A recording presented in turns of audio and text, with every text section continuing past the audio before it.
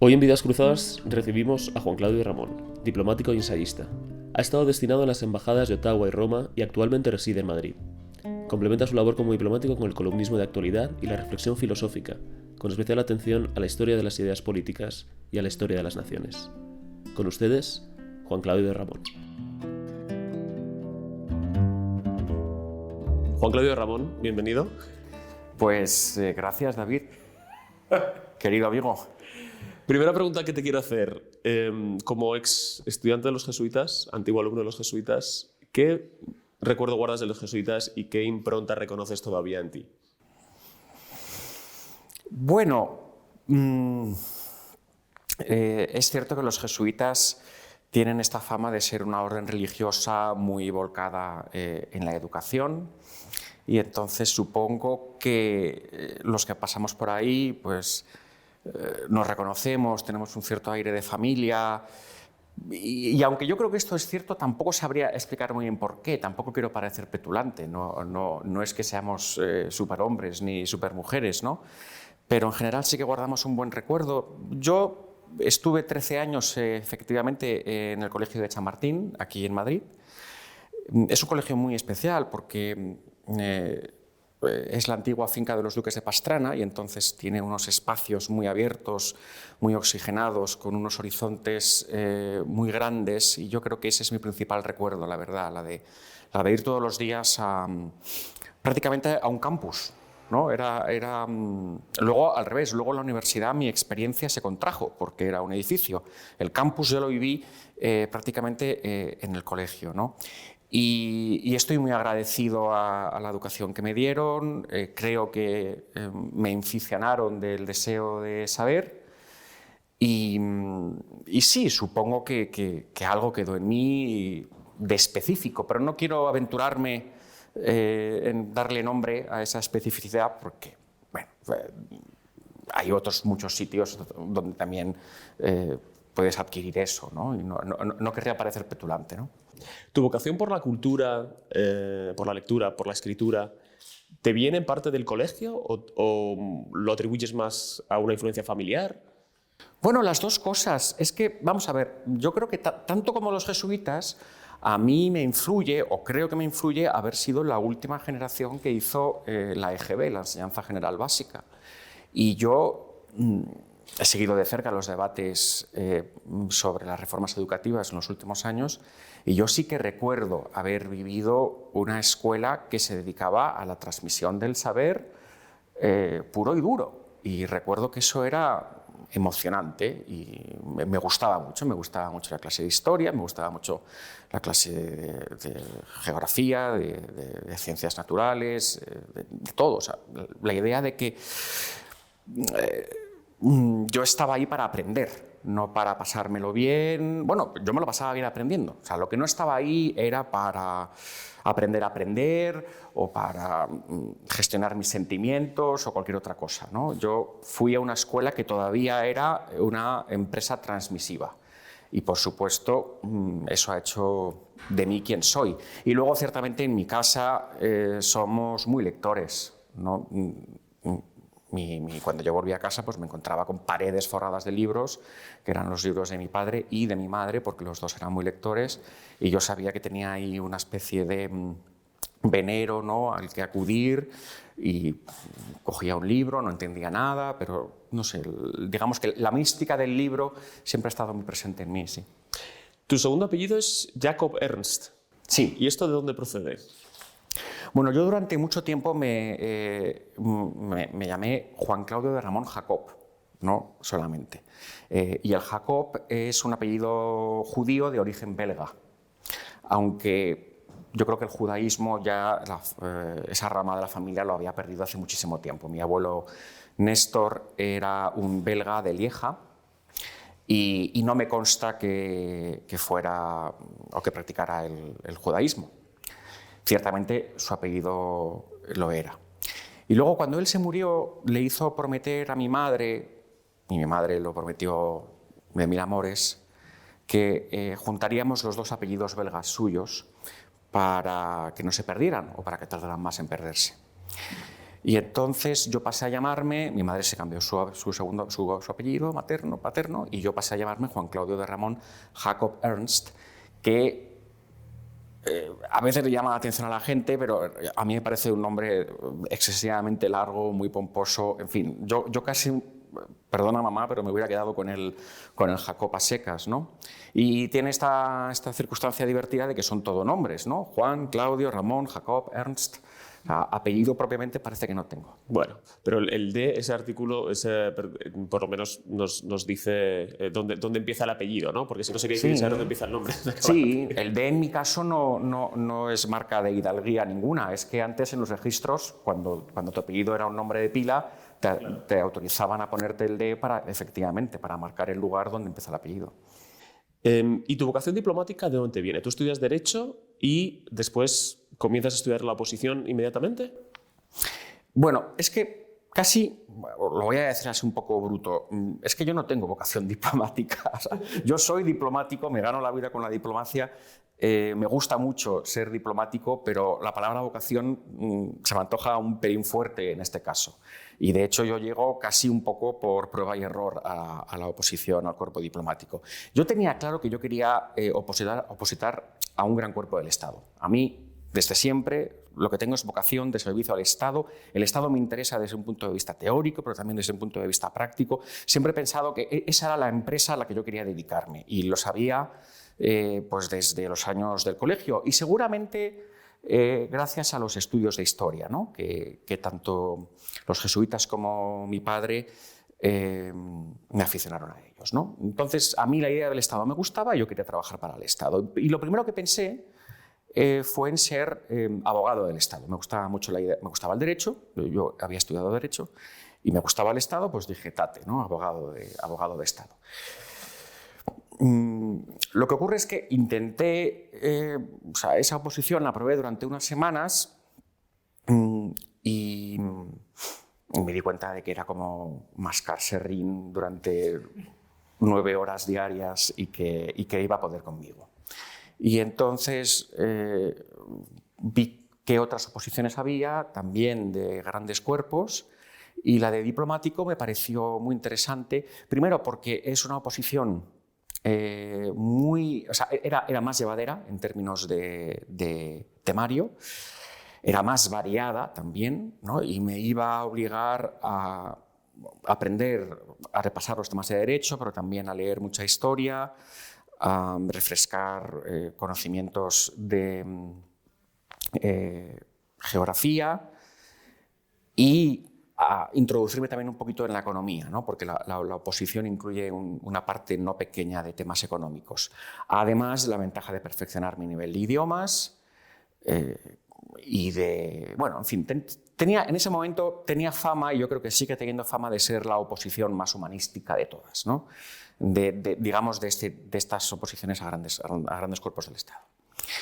Y no me decepcionó la experiencia de hacer la oposición. Tuve mucha suerte porque en mi caso conté con la ayuda de mis padres para hacerla. No tardé mucho, tardé como 2 años. Pudo haber sido más, también pudo haber sido menos. Hay un momento en el que al final sacarse una oposición de este tipo tiene que ver con... hay una variable que es el trabajo y una variable que es la suerte, ¿no? Y bueno, pues yo trabajé bastante y tuve bastante suerte también, diría.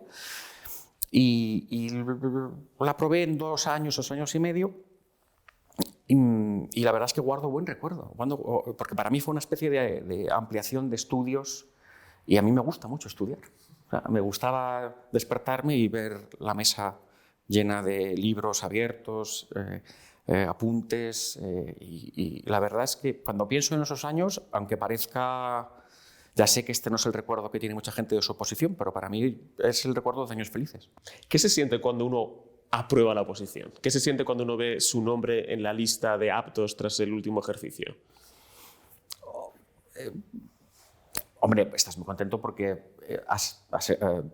tienes trabajo, ¿no? Entonces, digamos, sabes que que no te vas a ir al paro directamente después de la universidad y que tienes trabajo. Es bonito por varias razones. Primero, porque entras con más gente, entonces se genera una cierta sensación de camaradería entre los compañeros de promoción, ¿no? Y yo, mis mejores amigos, bueno, tengo muchos amigos en todos los niveles, ¿no? Y de todas las edades, pero con la gente de tu promoción, que en mi caso es la promoción del año 2005, creo.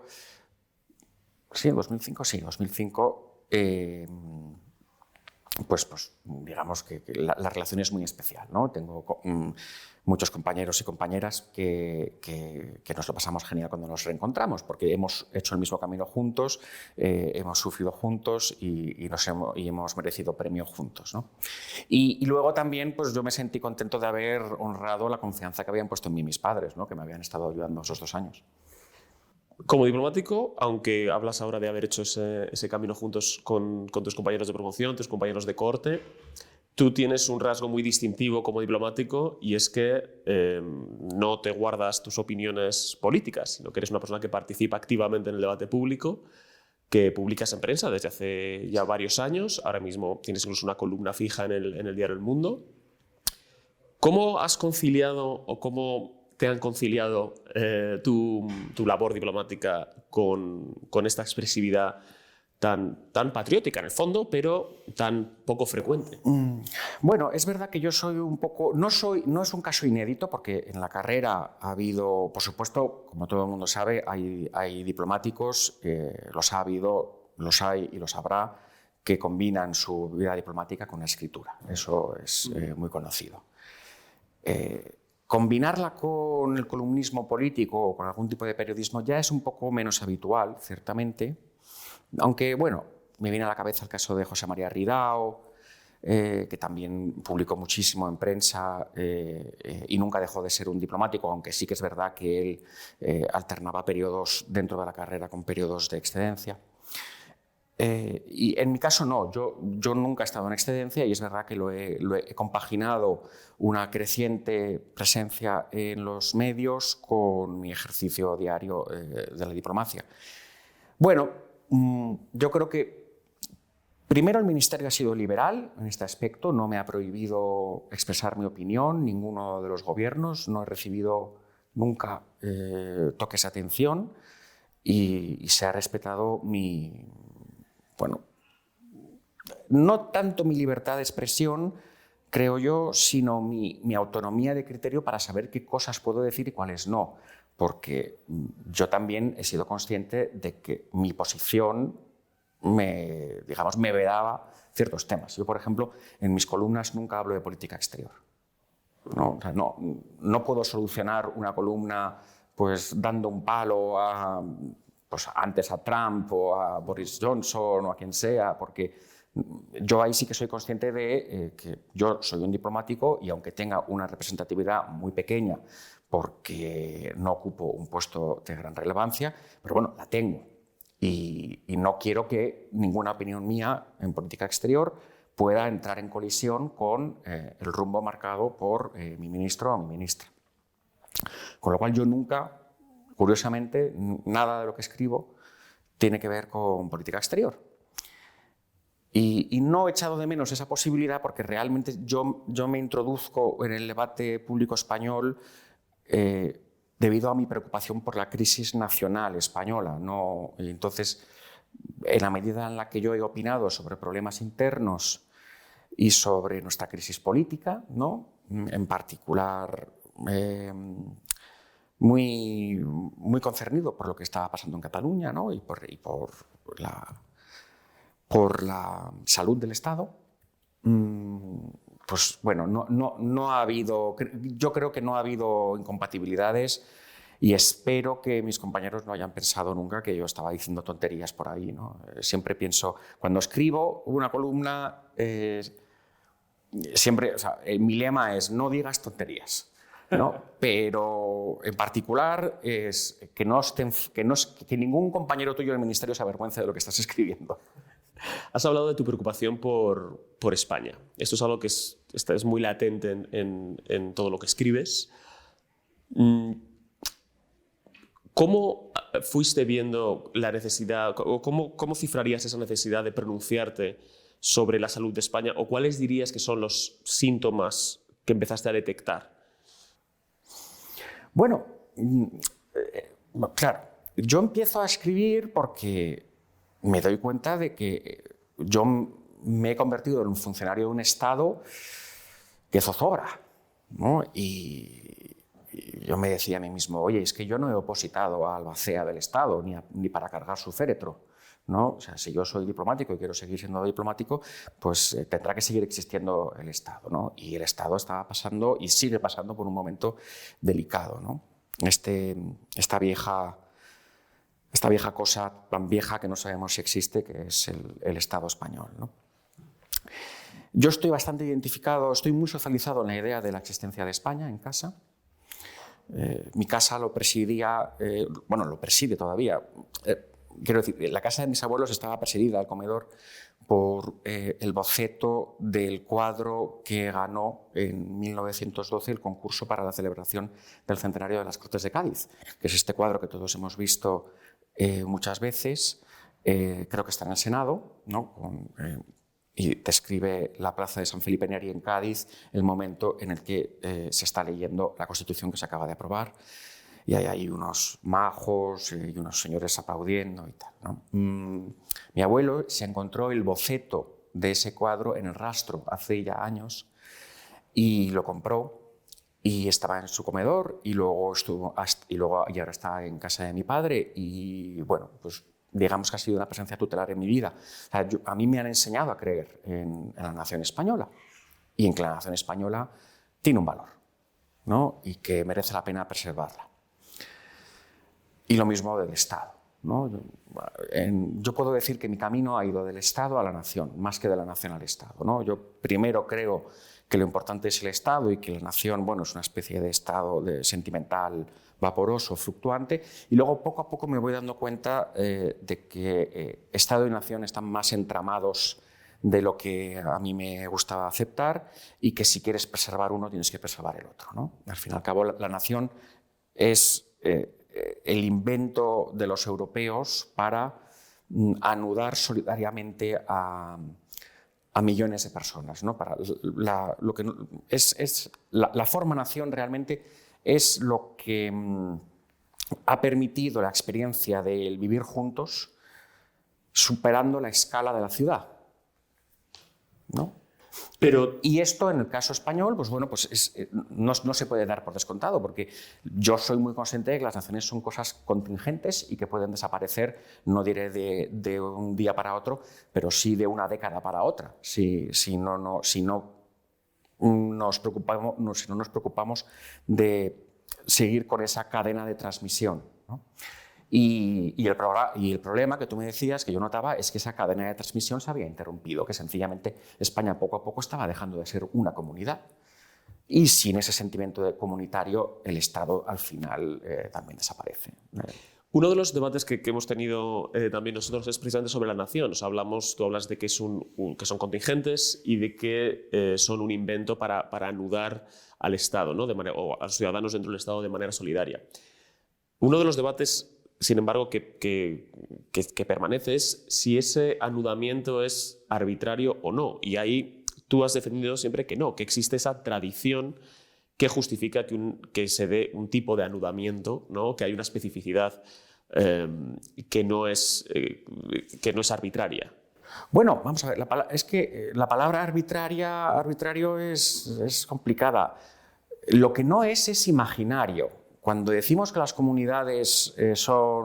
naciones son comunidades imaginadas, no estamos queriendo decir que sean comunidades imaginarias, ¿no? Imaginadas sí, imaginarias no. Y cuando decimos que una nación es un invento, no estamos diciendo que sean inventos innecesarios, inútiles y prescindibles. El iPhone también es un invento y no cogemos y lo tiramos por la ventana, ¿no? O sea, que hay inventos útiles, y yo creo que ciertamente la nación es uno de esos. Pero, insisto, la palabra invento no hay que tomarla en mala parte aquí, en su sentido peyorativo, no, es un sedimento, un sedimento histórico. Tú has estudiado filosofía y sabes bien que entre lo inexistente y lo necesario está lo contingente, que es algo que ciertamente existe, pero que podría no existir. Y ese es el estado de las naciones, normalmente, ¿no? Y lo que lo hace existir, pues efectivamente es una tradición histórica que existe, que no puedes o sea, sin el zócalo de la memoria compartida no hay comunidad. Sin esa conversación con los españoles que fueron y con los españoles que serán, realmente te quedas sin invento. Yo siempre digo que, claro, que España es una cosa muy vieja, pero que los españoles hay que hacerlos nuevos a cada generación. Y este es el problema que tenemos hoy, que no fabricamos españoles. O sea, no estamos haciendo españoles. Hacer españoles no significa... Pero es que este es un problema...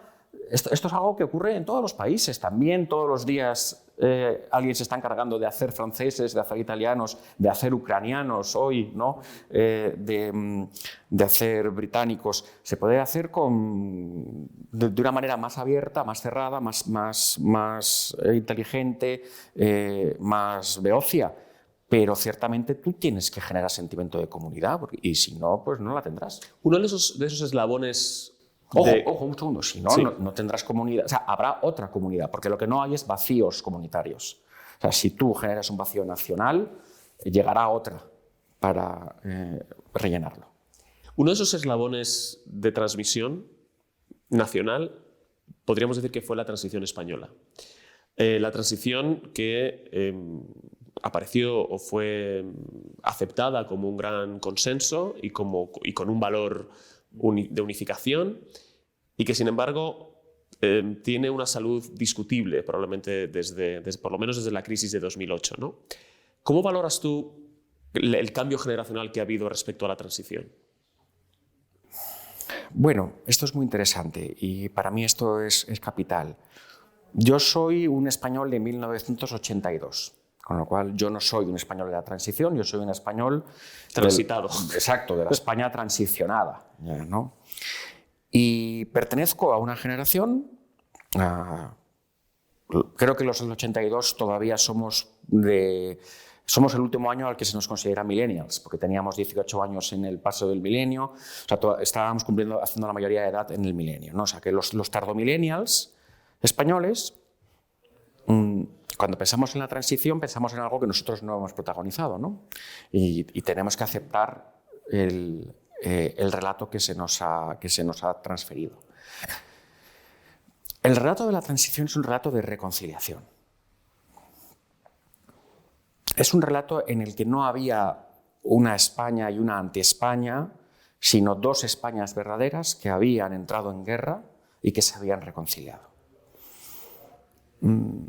Este relato, hay un momento en el que parte de mi generación deja de sentirse cómoda con él porque no le gusta la idea de reconciliarse, o no es que no le guste, es que prefiere otro relato, que es el relato de otras democracias europeas, que es el relato de la liberación, ¿no? Si tú vas a Italia o a Francia o a Alemania o a muchos otros países, tú lo que ves es un día de la liberación. ¿Liberación de qué? Pues liberación de su propio régimen fascista autoritario, porque el fascismo no fue una mácula española, fue una enfermedad europea. ¿Qué es lo que ocurre? Que en España dura más y en España llega después de una guerra, con lo cual hay una sensación de responsabilidad compartida.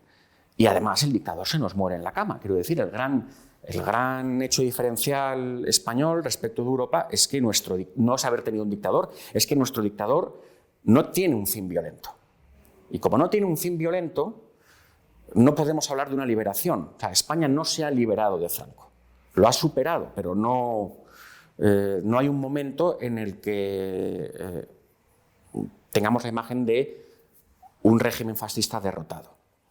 Que esta es la imagen poderosa que tienen en otros países, ¿no? De sus propios regímenes fascistas derrotados en la Segunda Guerra Mundial. Y yo creo que hay españoles en mi generación que les gustaría que tuviéramos un día de la liberación en lugar del día de la reconciliación que tenemos, ¿no? Un momento en el que poder decir España derrotó al fascismo, ¿no? Ojo que el relato de la liberación también es una ficción amable en el resto de los países, porque sabemos que la resistencia en estos países pues, siempre fue minoritaria y que al final la liberación en Europa se hizo con tanques americanos, ¿no? Pero bueno, nosotros no tenemos eso. Nosotros no tenemos la imagen, digamos, de unos jerarcas fascistas ajusticiados en el patíbulo. Lo que tenemos es el abrazo de dos combatientes. A mí esto me gusta, francamente. A mí esto me parece un relato más difícil y muy hermoso. Lo que percibo es que tenemos la necesidad de importar una historia que no es la nuestra y creer que de alguna manera pensar que estamos a tiempo de ganar la guerra civil y de ganar a Franco, cosa que es imposible, digamos que no se puede, ¿no? Y además, para hacerlo, necesitas travestir a una mitad de españoles de enemigos 40 años después, lo cual es un disparate absoluto. Y poner en entredicho la calidad democrática de España, ¿no? Exacto. Es decir, bueno, en realidad lo que tenemos no es una democracia, esto es criptofranquista, el franquismo consiguió autoperpetuarse de alguna manera y estamos a tiempos todavía de luchar contra los fachas, ¿no? Y de ganarles. ¿Cómo ha encajado este relato de desprestigio de la democracia española o de incredulidad respecto a la legitimidad de la democracia con lo que sucedió en Cataluña? ¿Cómo estos dos relatos han ido unidos? ¿Cómo, por una parte, el independentismo encontró legitimidad en las fallas democráticas de España? Bueno, la parte de mi generación que sentía que tenía que impugnar el régimen del 78, el llamado régimen del 78, y traer la Tercera República, y los nacionalistas que querían una Cataluña independiente coincidían en su necesidad estratégica de desprestigiar lo existente, porque si lo existente está bien, es homologable a cualquier otra democracia europea, si realmente vivimos en un país que sin grandes ardores podemos calificar de razonable en sus estándares de vida, en sus estándares políticos, entonces ninguna de las dos causas tenía sentido. Y de ahí el fácil y rápido hermanamiento que ha habido entre una cierta izquierda que quería traer la Tercera República y que, pues, no sé, que vivía en Sevilla o en Madrid, y luego los independentistas en Bilbao o en el país o en Barcelona que quieren traer sus estados independientes, ¿no? El caso es que tienes que convencerte a ti mismo de que lo que hay está mal, ¿no? Y de ahí esa alianza, que realmente es lo que convirtió el movimiento en muy peligroso, ¿no? Porque solamente uno de los dos frentes no habría traído, digamos, esa masa de votos, ¿no?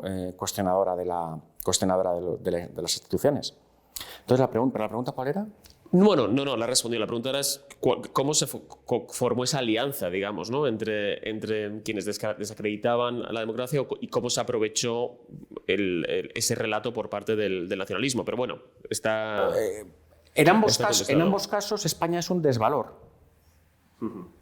La España del 78 o cualquier España. Tú has estado en este momento como diplomático en dos destinos, en Canadá y en Italia. Tu primer destino fue Canadá, ahí escribiste un libro muy bonito, Canadiana. Gracias. Y una de las reivindicaciones que haces del país es que no es solamente geografía, como se ha querido pensar durante mucho tiempo, sino que tiene una historia, y particularmente una historia política muy interesante. Esto además coincide con lo que estábamos hablando antes de Cataluña, en el que los paralelismos entre Cataluña y Quebec y las llamadas a la necesidad de una ley de calidad como la canadiense son permanentes, ¿no?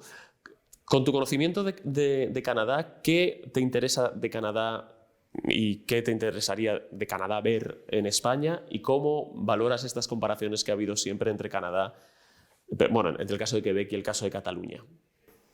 Bueno, esta frase que tú has utilizado es una frase que yo me encuentro ahí, que es un tópico entre ellos, ¿no? Que son un país con más geografía que historia. Son el segundo país más grande del mundo, después de Rusia, y un país relativamente joven, porque su independencia del Reino Unido realmente,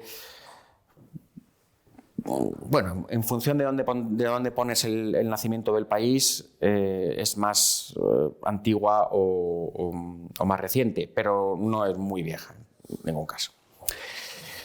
Lo que pasa es que ciertamente tiene una historia política interesante y yo la voy aprendiendo poco a poco. Veo que en el mundo de los libros en español nadie la ha contado y le propongo este libro a la editorial Debate y les interesa. Y efectivamente, pues bueno, el resultado de eso es Canadiana, que es un libro de viajes por todo el país, de los pequeños iconos de la identidad canadiense, pues sus rasgos más idiosincrásicos, el tema del invierno, por ejemplo, ¿no? De la nieve, y por supuesto todo el tema de Quebec, que es muy interesante porque yo rápidamente, como cualquier otra persona, pues soy capaz de detectar los paralelismos con Cataluña, ¿no? Lo que yo descubro en Canadá, bueno, primero es la figura de Pierre Trudeau, el padre del actual primer ministro, que me entusiasma y que se convierte en uno de mis héroes políticos del siglo XX. Un antiguo nacionalista quebequés que se convierte en un patriota canadiense y que reforma la Constitución de Canadá y que da una salida, digamos, a los problemas culturales del país a través del reconocimiento de los derechos individuales, a través del mejor constitucionalismo y de un federalismo racional, ¿no? Bien entendido. Un personaje carismático que animo a todo el mundo a que lean sobre él, por ejemplo, en mi libro. Y luego una cierta gestión de la unidad en la diversidad, ¿no? Que me gustaría importar para España, ¿no? Canadá no es un país plurinacional, ¿no? A pesar del tópico que, o sea, hay mucha gente que dice, no, ahí se reconoció a Quebec como nación. Bueno, no es exactamente cierto, ¿no? Canadá lo que ha hecho ha sido gestionar bien el tema de las lenguas, ¿no? Y anclar esa gestión en el reconocimiento de los derechos de los hablantes y no tanto en los deberes hacia las lenguas, ¿no? No es perfecto, pero creo que la situación es menos absurda que la que hay aquí. Y luego, ya fuera del tema cultural y del tema y de las tensiones territoriales, pues una manera de entender la política saludable, según la cual los países prosperan cuando compactan su vida política en el centro, ¿no? Y respecto al paralelismo entre el Quebec y Cataluña, que te preguntaba, ¿es acertado hacer ese paralelismo en un lugar en el que hubo referéndums, un lugar en el que existía esa ley de calidad que mucha gente no entiende muy bien lo que significa? Algo para lo que nosotros a lo mejor estamos blindados por la Constitución y se hace innecesario. Los paralelismos existen. Se podría hablar muchísimo, pero quizá para que la persona que esté viendo esta entrevista se quede con una sola idea. Es falso, por ejemplo, que los referéndums en Quebec del año 81 y del año 95 fueran una concesión del gobierno federal y fueran algo pactado o acordado entre el gobierno federal y el gobierno provincial de Quebec.